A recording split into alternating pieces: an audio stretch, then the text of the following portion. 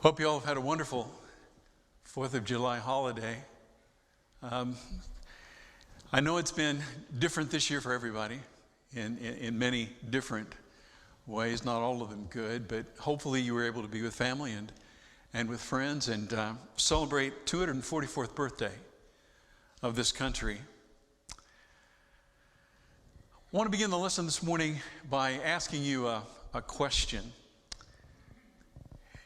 If I was trying to describe a woman to you, and in talking about her character, at some point I said,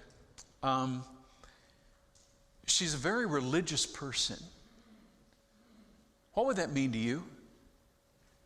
How would you take that? In your mind, how would you define religious? Would you think in terms of someone who is very pious acting? Would you think of someone who attended church often? Would you find it difficult until it was contextualized, because there are many different religions in this world, and for me to simply say that a person is very religious doesn't necessarily specify what they believe. It's fascinating when you think about the term religion and religious, that when you go to the New Testament and read through the New Testament, do you realize how incredibly rarely Scripture talks about religion and religious people specifically? As a matter of fact, there's only one time in the New Testament that the word religious is used. There's only 4 times that the word religion is used. And the one time that religious is used, and 2 of the 4 times that religion is used, will be in the passage that we're going to look at this morning. James chapter 1, verses 26 and 27. Why is it that God chose not to talk? We spent a lot of time talking about religion, religious thought, this kind of thing. Why didn't God use that term a lot? And he didn't. Well, I think in part we're going to find the answer to that this morning. And I'm fascinated because as Larry was welcoming us to worship and talking to us about focus on the internal, and now Henry was talking about the internal, I really believe that one of the reasons that God doesn't use the word religion a lot in his word is because its focus is more external than it is internal. And we're going to explore that this morning because I think it's an incredibly important point that James is going to make. Let's begin by reading James 1, 26 and 27. If anyone thinks he's religious and doesn't bridle his tongue, but deceives his heart, this person's religion is worthless. Religion that is pure and undefiled before God the Father is this: to visit orphans and widows in their affliction, and to keep oneself unstained from the world. Much of the discussion in this passage, and I think it's incredibly important again, is going to center on how important it is that we see that God's not interested in the external, that God's interested in the internal. Notice again verse 26. If anyone thinks he's religious and doesn't bridle the tongue but deceives his heart, this person's religion is worthless. Now, the word religious, as it's used here in the Greek, literally, here's one of the definitions: one who is careful of the externals of divine service. And so if somebody sees themselves as religious and their focus is on the external part rather than the internal part, they're deceiving themselves if they think God is pleased with that. Now, here's the thing. Mankind has always put a great deal of emphasis on the externals of religion. It's always been an issue. Let me spend just a moment talking about the dangers of an external religion. The picture you see there is of one of the temples at Luxor in Egypt. And it's difficult to get the scale of that temple. If you look closely, you'll see there are individuals standing in front of some of those pillars. And when you look at them in comparison to the size of the pillars, you begin to see and understand the awesome size and scope of the temples that were built by the Egyptians. They are incredible. They are awesome. Clearly, it was the intent of the builders of these temples to honor their gods with something that just sets you back, something that really struck you as being magnificent. External in nature, though. And we continue that in quote-unquote Christianity. Look at the magnificent cathedrals that have been built in the last 2,000 years. Here's St. Peter's Basilica in Rome. Carol and I've had an opportunity to visit and to walk into and walk through that. It just boggles your mind. I'm serious. You walk in there and your senses are just overwhelmed. The size and the scope and the beauty and the richness of what you see when you walk in there, it literally becomes overwhelming. And that's intentional. Because you see, there is this tremendous emphasis placed in so much of religion on the external, on the magnificence of what we can construct, the magnificence of what we can see. And that continues oftentimes in worship, in the robes and the rituals that you see practiced so often in religion, where one just basically sits back and watches others do their worship for them as they go through these rituals and they wear these beautiful robes and all this kind of thing. And once again, it's all about the outside, not the inside. We see this reflected, the externals, in distinctive dress that certain religious groups will wear. The Amish, in particular, the Mennonite, characterized by dressing in what would appear to many to be an old-fashioned way, but it's very distinctive. It sets them apart. It easily identifies their belief system, but it's an outward manifestation of that.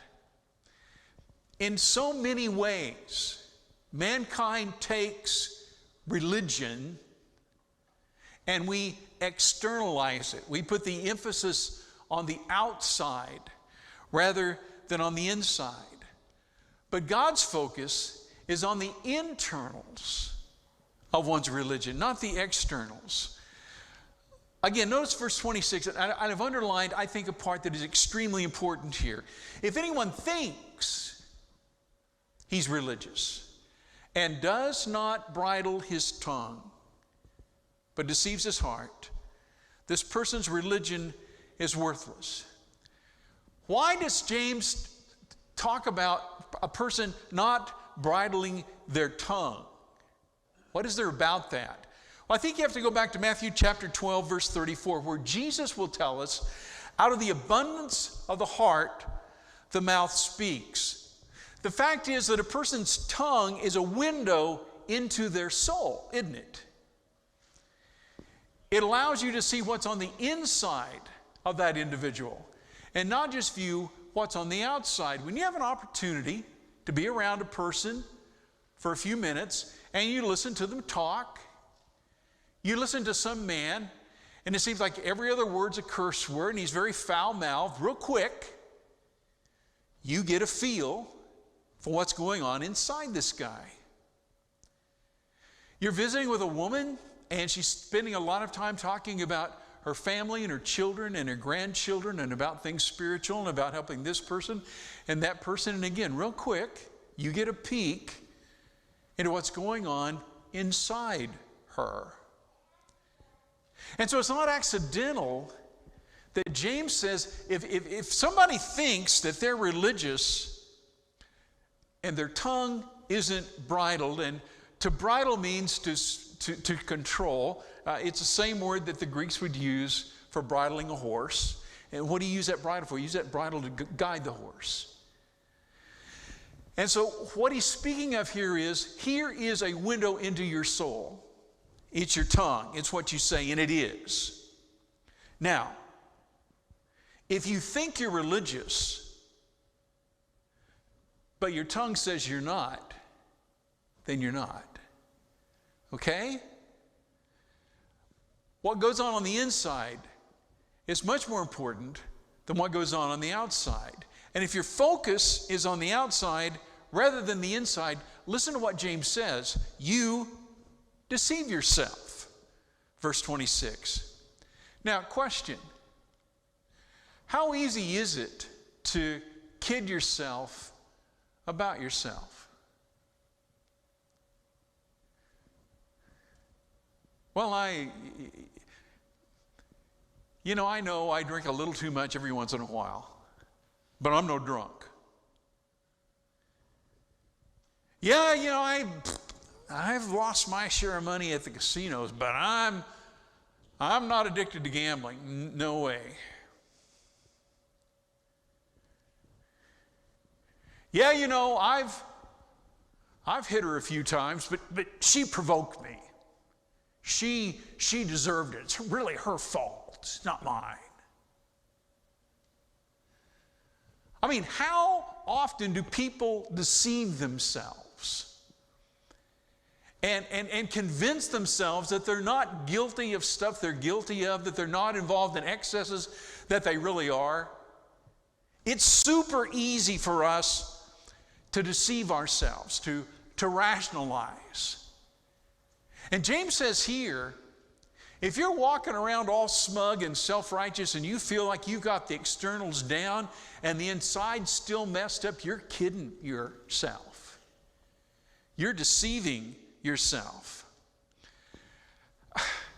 What happens when you think that what matters to you and others matters to God rather than vice versa? How often do we step into that trap of, well, you know what really matters is what matters to me. So, hey, if you're here 3 times a week and you wear a suit and you tithe or whatever, then you're good. You're fine. We're looking at that's what God's looking at, that's what matters. And we have a tendency to do exactly that, to draw those kinds of lines. And James says if you're sitting and looking at yourself and you're ticking off these boxes of externals and you're going, hey, check, I'm okay. You may be kidding yourself if you're not dealing with the inside and instead focusing on the outside. In fact, listen to me. Boy, this is scary to me. Your religion is worthless. Wow. In other words, as a Christian, you're not in the eyes of God. Okay, your practices, the stuff that you're doing, and the actions that you're carrying on, in the mind of God, are of no value. They're worthless. They're worthless to yourself because you don't have a relationship with God. You're kidding yourself and think you do, but you don't. They're worthless to you. They're worthless to others because you're not doing anything that would benefit their lives. They're worthless, especially it is worthless to God. Now, I don't know how James could make it any clearer or how he could, without just literally slapping us in the face, try to get our attention more strongly than what he's doing here when he words this like he does. You're kidding yourselves. Your religion is worthless. If you think you can put on a facade and somehow that's going to impress God and you're going to be all right while inside you're betraying who he is and what he's about, you could not be more wrong. You know, the Pharisees, and I say this, the Pharisees personified this problem.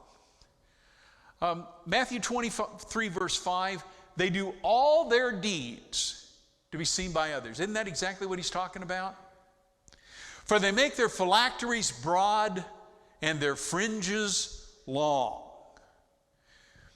Now, I put a picture of a traditional Pharisee and his dress up there, and I want you to look at that for a second because I want to point something out to you. A lot of people don't know what a phylactery is.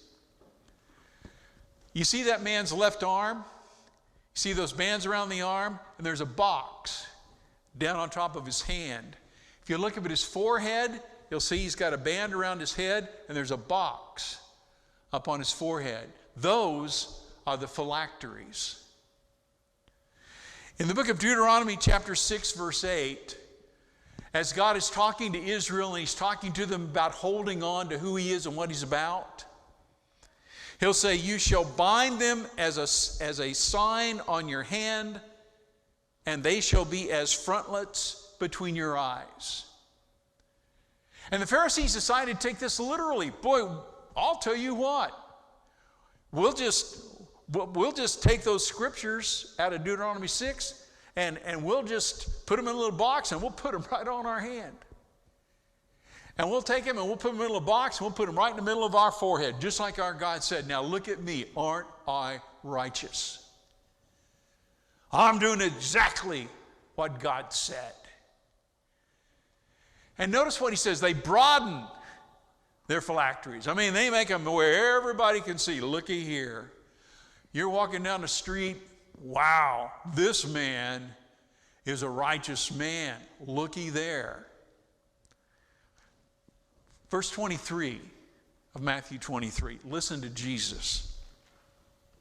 Woe to you, scribes and Pharisees, hypocrites, for you tithe mint and dill and cumin and have neglected the weightier matters of the law,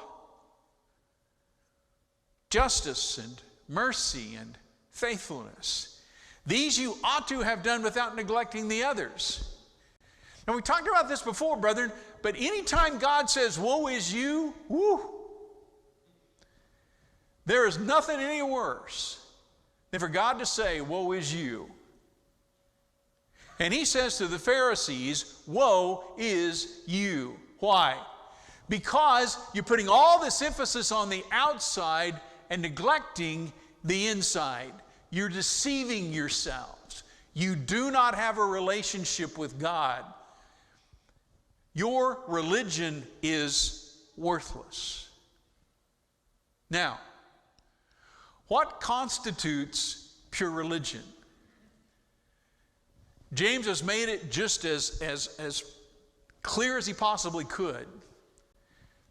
God's not impressed with the outside. He's not. God's not impressed with putting on a front.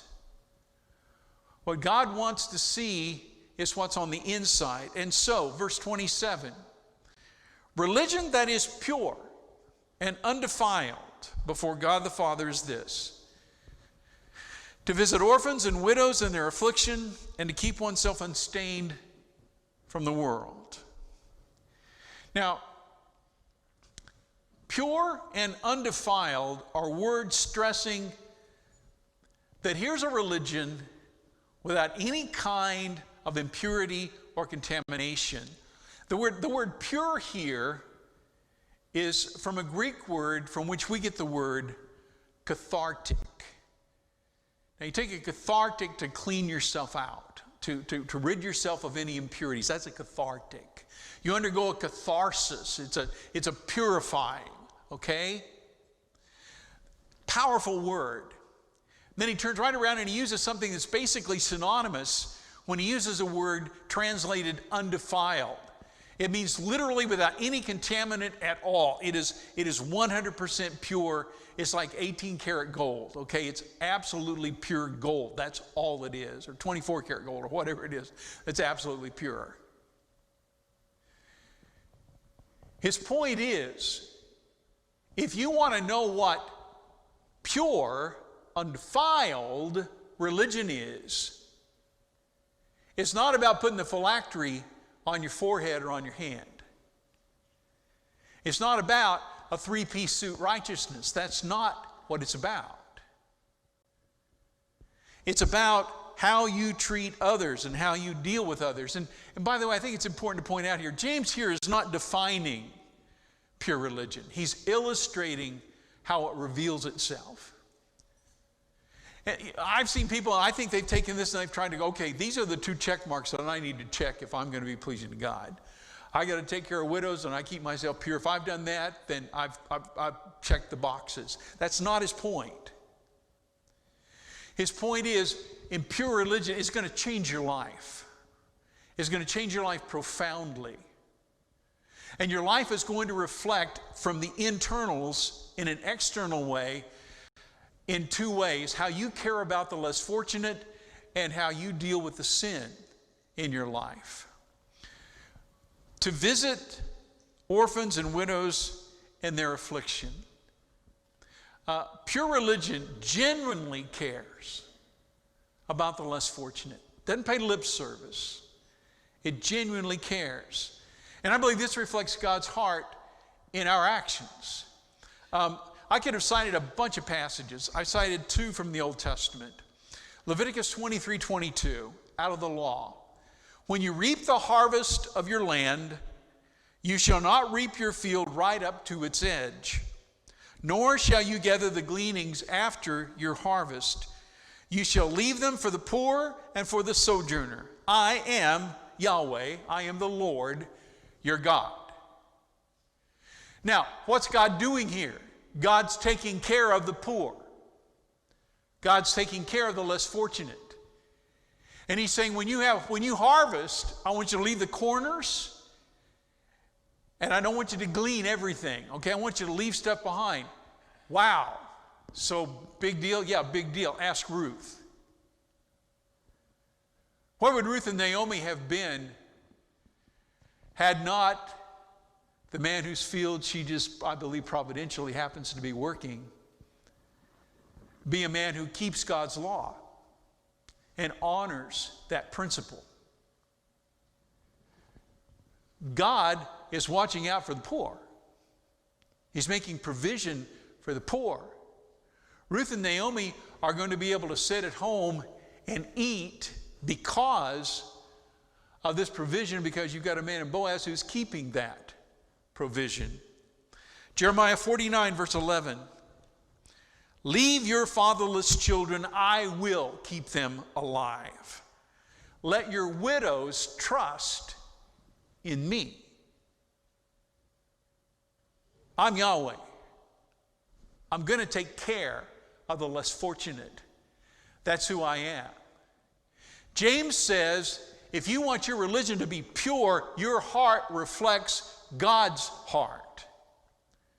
Didn't even cite Matthew chapter 20. There's so many passages here we could talk about as Jesus talks about giving a cup of cold water to someone.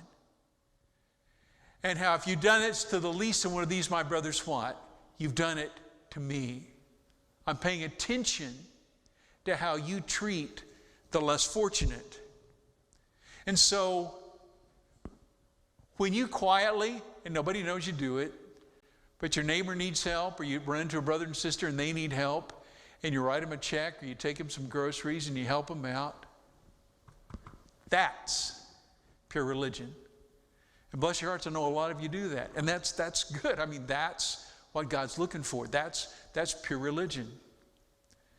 When we take up that contribution for Orphans Lifeline every year, we send thousands of dollars every year to help children who don't have a mom and daddy, to be provided for and cared for and loved and given shelter and being taught and food and all this education. That's this passage. That's doing pure religion. When we send those Magi boxes by the hundreds down to Latin America, that's pure religion. When we donate to the pantry, you do things like that. Brothers and sisters, understand that's not a little thing. That's what God's looking for. To Him, that's the religion that matters. It's an external that's being driven by an internal, okay? A reflection of His heart and your concern for others and meeting the needs of others. And then He says to keep oneself unstained from the world. God's far more interested in a pure heart than He is in an expensive suit or a fancy dress. Too often I think we think He's more interested in the expensive suit, in the fancy dress. I've seen in the past people get all focused on how other people dress. God's interested in the heart. That's what He's paying attention to. That's what He's looking at. When you see a white blouse with a small stain, what gets your attention? The white blouse or the stain? It doesn't make any difference that blouse is 99% pure. What's everybody going to look at? Sweetheart, are you aware you've got a stain up here on here? That's what people are going to notice. Here's the thing. It's not a lick different in your life or my life. The world feeds off of our failures morally. It does. The world is justifying right now the wrongdoing it's doing because when we who claim to do what's right do what's wrong, they say, see there, they're just a bunch of hypocrites. They're just a bunch of liars. They're teaching this, but they're not practicing it. At least we're not hypocritical about it. We just get out there and we just do it. They're looking for stains, brothers and sisters. That's what they're looking for in your life and in my life. Man, they're looking for stains. And one of the most important things that we can do is do our best to minimize those stains. Now, are we going to get stains? Sure we are. If a man says that he has not sinned, he's a liar and the truth is not in him. We're not perfect. We're going to mess up. We are. But are there some stains that are pretty egregious? Are there some stains that are pretty indefensible? Are there some stains that are more hurtful than other stains? Oh yeah. Oh yeah. But if we really care about others, your purity is going to honor God, it's going to protect yourself, and it's going to bless the lives of others. That's what God's looking for. He's far more interested this morning in what's going on in here, inside in you, than he is on what you wore today, on the external. He cares about the purity of your life. And he cares about the purity of your life because that's going to protect you. That's going to protect your family. It's going to protect your friends. It's going to protect others. Because when we sin, we mess up not just our lives. We mess up the lives of others too. We do. And when we sin, we dishonor him. Because again, when I claim to be his child, the world's looking and looking and looking, trying to find, well, what's old Dan done now? Every time Dan messes up, what he does is give the world something else to shoot at God about. And that's not good. We have a responsibility to the very best of our ability to live pure lives. And so, if anyone thinks he's religious and doesn't bridle his tongue, that personifies the inside, doesn't keep the inside consistent with the outside, He's kidding himself. This person's religion is of no value whatsoever. It's worthless. Religion, pure, undefiled religion, as God sees it, is this. You take care of the less fortunate.